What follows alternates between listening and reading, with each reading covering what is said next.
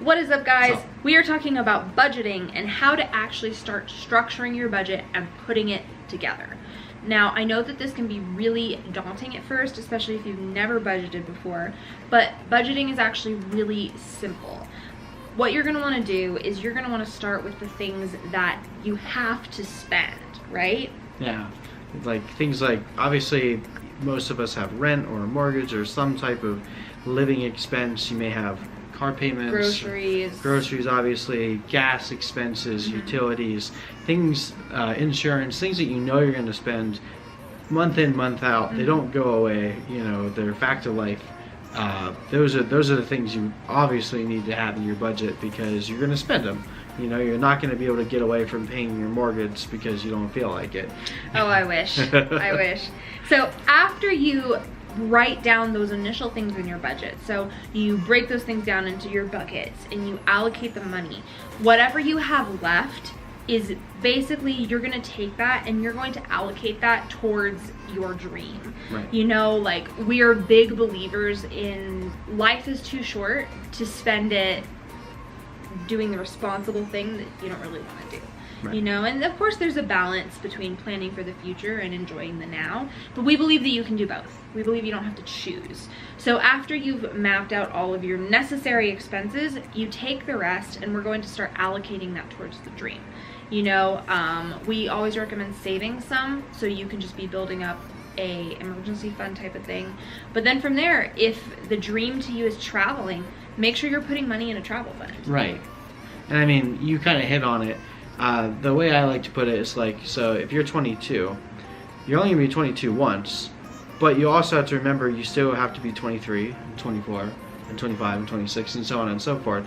So it's finding that balance of saying like, okay, I know that I'm only going to be 22 one time and I want to still enjoy my year being 22, but you're not going to go so crazy with it that you completely forget and shrug off all responsibilities. And I mean, that's why you're here right now, right? That's why you've listened this far. You're trying to get your finances in order, which is perfect. And you know, with budgeting, it's not a perfect science. It's going to take, you know, a little bit of time to actually get perfect. And you know, we've been working on our budget for 5 years, and we're still tweaking it every month a little bit here and there. But you know, once you kind of get it in place, it starts making a lot more sense, and you start realizing too, money that you're spending that maybe you can cut back in some places. You know, I think when we first created our budget, our groceries were, I can't even remember, like at least $150 more than we actually needed to spend because I didn't know, and we had, you know, never really shopped together before. And then once we realized that, oh,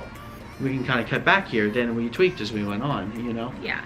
And that's where it gets really cool, is once you actually have a clear picture of everything that you're currently spending, you can start tweaking things.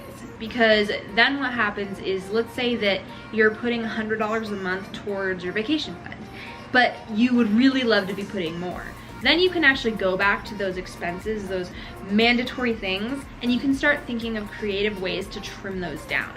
You know, maybe you can cut down that $150 cell phone bill by seeing if you can get on your parents' plan, you know, for $10 or $20, you know, or sharing a plan with a friend. You know, there's lots of plans right now that you can add a line for like $10 or whatever. But you can start going through those expenses and figuring out, is this subscription necessary, so that you can start taking those expenses that you're saving on and putting them towards the dream. Yeah, it almost becomes a competition at that point. Like, where can we, you know, squeeze a little extra money to throw at the thing that we really want?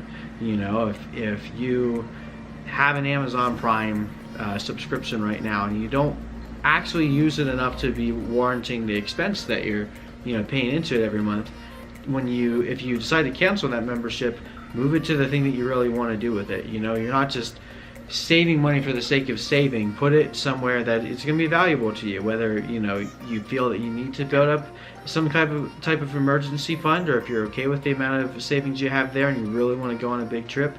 You know, when you find those little holes and those little tweaks, put it to something that you're actually going to value and be happy about, because you need to give yourself, you know, some motivation for why you're saving that money, or else it's just a fruitless exercise. Yeah.